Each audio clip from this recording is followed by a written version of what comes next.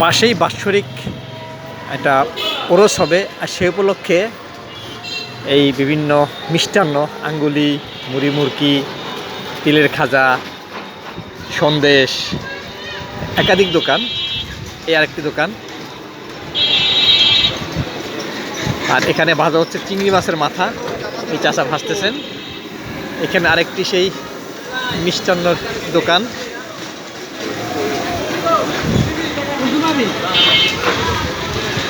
এই যে আরেকটি, যারা আসবেন ওরসে তারা এগুলো কিনবেন। এখানে আবার ঢেকে রাখা হয়েছে সন্দেশ, বাতাসা ইত্যাদি ঢেকে রাখা হয়েছে।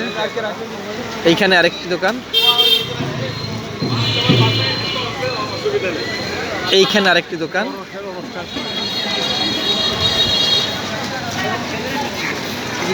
আর এই হলো সেই ওরস।